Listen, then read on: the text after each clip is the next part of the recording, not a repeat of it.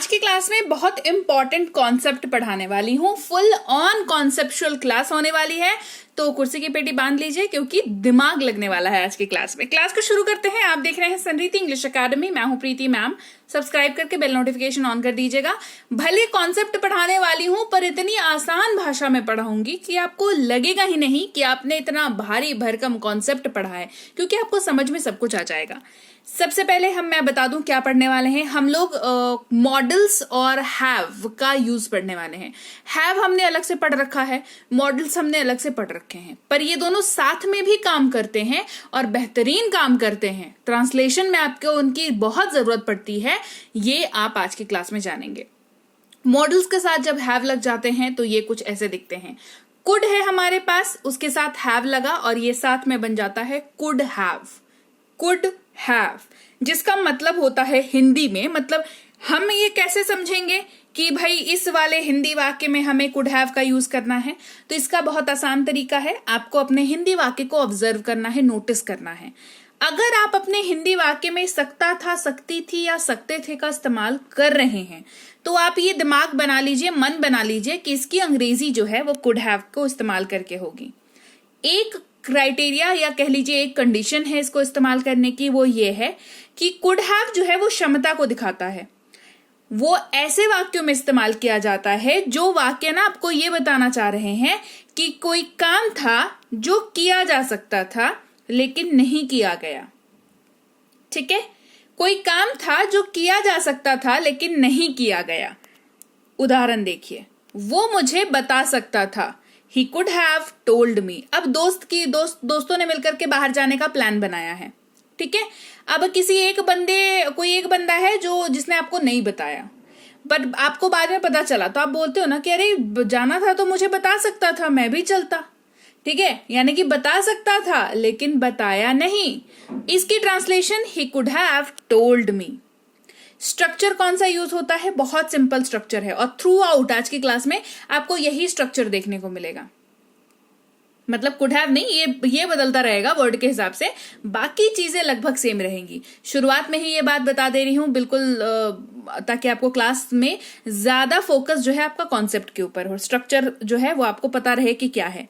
Structure है subject plus could have plus V3 plus object. याद रखिएगा, कुड हैव के साथ हमेशा V3 यानी कि वर्ब के तीसरे फॉर्म का हम यूज करेंगे। ठीक है, और यही सबसे इंपॉर्टेंट बात है जो आपको याद रखनी है, क्योंकि आई एम प्रिटी श्योर कि अगर आप मेरी क्लासेस रोज करते हैं, यानी कि संरीति इंग्लिश अकेडमी की क्लासेस आप रोज अटेंड करते हैं, तो आपको ये पता है कि सब्जेक्ट क्या होता है, ऑब्जेक्ट क्या होता है ना, आपको पता है।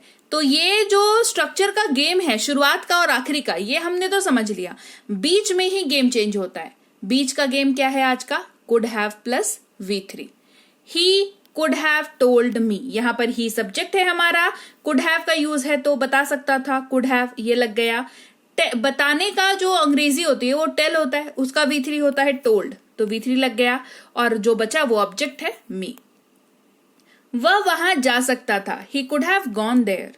वो वहां जा सकता था, he could have gone there. अब आगे बढ़ेंगे, बात करेंगे हम अगले मॉडल के साथ हैव की इस्तेमाल।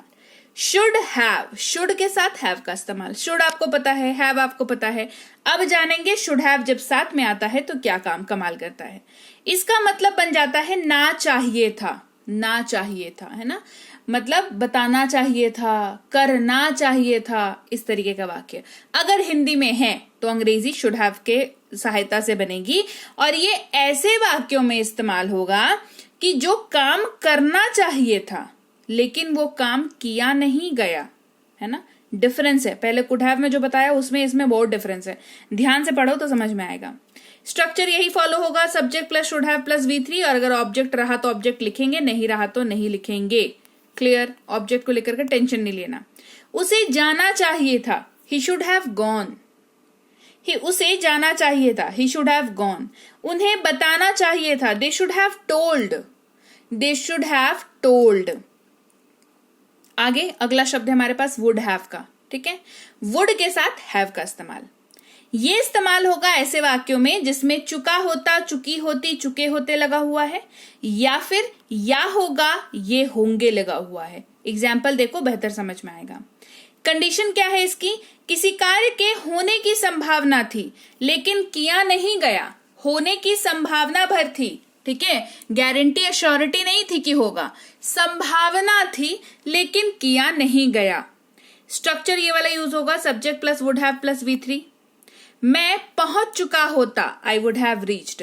बहुत ही बढ़िया सी लाइन है। कब होती है? जब हम कहीं बाहर जा रहे होते हैं और जाम लग गया, कहीं ट्रेन से जा रहे हैं, ट्रेन लेट हो गई, है ना, कहते हैं ना कि अरे अभी 4 बज रहा है, 4 बजे तक तो हम पहुंच चुके होते हैं, कहते हैं ना, कहेंगे आई वुड हैव रीच्ड। वह पहुंच गया होगा, ही वुड हैव रीच्ड, है ना। जैसे जहां से आप निकले हो, आपके घर पे जो लोग हैं, आप पहुंचे, समय देख के क्या हम बात करते हैं कि अरे वो अभी 4 बज रहा है ना, ये वाला स्टेशन आ रहा होगा, अरे अभी तक तो वो पहुंच गया होगा, है ना, ये बात करते हैं। वुड हैव का यूज होगा ट्रांसलेशन में, ही वुड हैव रीच्ड। अब बात करते हैं मस्ट हैव की, और यहाँ पे 1 इसलिए लिख रखा है क्योंकि मस्ट हैव के एक से ज्यादा इस्तेमाल है, ठीक है। मस्ट हैव का पहला इस्तेमाल जो है वहां पर आपको हिंदी में दिखेगा जरूर पास होना चाहिए। स्ट्रक्चर ये फॉलो होगा, subject plus must have plus object. ये एक एक्स्ट्रा स्ट्रक्चर है जो पढ़ना है। मस्ट हैव के साथ वो वाला स्ट्रक्चर भी मैं बताऊंगी, लेकिन आगे ये वाला स्ट्रक्चर एक्स्ट्रा है तो उसको याद रखना। Subject plus must have plus object. आपके पास एक कार जरूर होनी चाहिए, you must have a car. आपके पास एक कार जरूर होनी चाहिए, you must have a car. हमारी जेब में एक बटुआ जरूर होना चाहिए, we must have a wallet in our pocket. We must have a wallet in our pocket. Must have का दूसरा इस्तेमाल देखते हैं, ये है नंबर 2। अवश्य चुका है, अवश्य चुके हैं, अवश्य चुकी है, या ये इस्तेमाल कर रहे हैं, या फिर जरूर या होगा, जरूर ये होंगे, जरूर ये होगी। इस्तेमाल देखो, बेहतर समझ में आएगा। और यहां पर ये वो वाला स्ट्रक्चर यूज होगा, V3 वाला, subject plus must have plus V3 plus other words. आप अवश्य भूल चुके हैं या आप जरूर भूल गए होंगे, you must have forgotten. Forgot का V3 फॉरगॉटन, ठीक है, यू मस्ट हैव फॉरगॉटन। उसने जरूर चाय पी लिया होगा या वह अवश्य चाय पी चुका है, he must have taken T. He must have taken T. आगे बढ़ेंगे और ये तीसरा इस्तेमाल देखेंगे। अच्छा नहीं, ये दूसरा ही इस्तेमाल, ये पहला इस्तेमाल है मे हैव का, माफ कीजिएगा। मे हैव का भी ना एक से ज्यादा इस्तेमाल होता है, तो मे हैव जो है वो यहां पर ये पहला इस्तेमाल है। ये है पास हो सकता है। वाक्य कैसा होना चाहिए? पास हो सकता है, संभावना जताने वाला वाक्य होना चाहिए। Subject plus may have plus object, ये वाला स्ट्रक्चर इस तरीके के वाक्य में फॉलो होगा। लुटेरों के पास बंदूक हो सकती है, robbers may have a gun. Robbers may have a gun. दूसरा इस्तेमाल, या होगा, ये होंगे, ये होगी, या फिर चुका होगा, चुके होंगे, चुकी होगी। यहां पर भी मे हैव ही यूज होगा, संभावना जताने के लिए यूज होगा। यहां पर ये वाला स्ट्रक्चर फॉलो होगा, subject plus may have plus V3, ठीक है। उसने खा लिया होगा, आपको पता नहीं है खाया कि नहीं है, आप संभावना जता रहे हो कि अरे खा लिया होगा। He may have eaten. He may have eaten. उन्होंने खरीद लिया होगा, they may have bought. They may have bought. अगला वर्ड है हमारा कैन हैव। कैन अलग से पढ़ा है, हैव अलग से पढ़ा है, अब दोनों को साथ में पढ़ो। कैन हैव मतलब होता है पास हो सकता है, और कैन अपने नेचर पे कायम समर्थता यानी कि कैपेबिलिटी दिखाने का काम कर रहा है। Subject plus can have plus object, ये एक वाला स्ट्रक्चर यहां पर यूज होगा। उनके पास कार हो सकती है, they can have a car. लिया नहीं अलग बात है, पर कार हो जरूर सकती है उनके पास, ऐसा वाला समर्थता की बात कर रहे हैं। They can have a car. फिर है हमारे पास विल हैव, जिसका मतलब होता है पास होगा। पास होगा।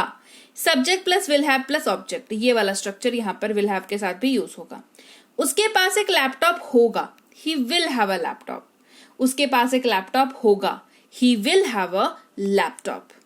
उसके पास जल्दी ही एक घर होगा, she will have a home soon. She will have a home soon. तो लीजिए भाई, ये थी आज की क्लास। तो क्लास अगर आप यहाँ तक देख रहे हैं, इसका मतलब है कि आप बहुत सीरियस हैं अंग्रेजी बोलने को लेकर के, और यकीन मानिए ये क्लास आपके बहुत काम आएगी अंग्रेजी बोलने को लेकर के। तो क्लास कैसी लगी कमेंट करके मुझे जरूर बता दीजिएगा। क्लास को लाइक और शेयर तो आपने कर ही दिया होगा। आप देख रहे हैं संरीति इंग्लिश अकेडमी, मैं हूं प्रीति मैम। सब्सक्राइब करके बेल नोटिफिकेशन भी फटाफट से ऑन कर दीजिए। इसके अलावा हमारी जो ऐप है संरीति इंग्लिश अकेडमी, सेम नाम से ऐप है, वहां पर आपको बेसिक से प्रो स्पोकन इंग्लिश का कोर्स, इंग्लिश राइटिंग का कोर्स जिसमें आप अंग्रेजी लिखना सीखते हैं, इंग्लिश ग्रामर का कोर्स, इंग्लिश रीडिंग का कोर्स आपको मिल जाएगा ऐप पर। इसके अलावा अंग्रेजी पढ़ने में अगर दिक्कत आती है, स्पेलिंग्स में दिक्कत आती है, तो ये अंग्रेजी पढ़ने का रामबाण ट्रिक, ये जो किताब है ये अमेजॉन पर अवेलेबल है। आप सिंपली इस बुक का टाइटल यहां से देख करके आप अमेजॉन पे सर्च करके इस बुक को अपने घर पर कैश ऑन डिलीवरी के साथ भी मंगवा सकते हैं। इसके अलावा अगर आपको ई बुक्स की जरूरत है, तो चाहे वो वर्ड मीनिंग की ई बुक हो, टेंसेस की हो, आपके स्पोकन इंग्लिश की हो, ग्रामर की हो, या मिनी स्पोकन इंग्लिश स्ट्रक्चर्स की हो, जो कि क्विक रिवीजन का आपको मौका देती है, क्विक समझने का आपको मौका देती है, ये सारी की सारी ई बुक्स जो है हमारी ऐप पर अवेलेबल है। ऐप में जाकर के आप इनको इजीली वहां पर ले सकते हैं। इसके अलावा हमारी क्लास, हमारी पेड क्लास या किसी भी तरीके की अंग्रेजी को लेकर के समस्या अगर आपको आ रही है, तो इस नंबर पर व्हाट्सएप मैसेज करके आप हमारे साथ संपर्क कर सकते हैं, हमारे ग्रुप में जुड़ सकते हैं। और इस किताब को मंगवाने के लिए भी आप सिंपली इस नंबर पर व्हाट्सएप मैसेज करके भी इस किताब को अपने पास मंगवा सकते हैं। और हमारा ऐप कुछ ऐसा दिखता है गूगल प्ले स्टोर पर, वहां पे आपको यहाँ पर इंस्टॉल कर लेना है आपको अपने मोबाइल पर। इसके अलावा व्हाट्सएप का ग्रुप हमारा जरूर ज्वाइन करके रखें, रोज की फ्री क्लासेस आपको मिल जाती हैं। टेलीग्राम का चैनल हमारा जरूर ज्वाइन करके रखें, वहां पर भी आपको क्लासेस मिल जाती हैं, कुछ इंपॉर्टेंट अनाउंसमेंट होता है वो भी आपको पता चल जाता है, और ऐसे आप जो है अंग्रेजी के संपर्क में बने रहते हैं। तो thank you so much for watching आज की क्लास को। मैं आपसे मिलूंगी आपकी अगली क्लास में। Till then thank you so much for watching. Stay tuned to Sanriti English.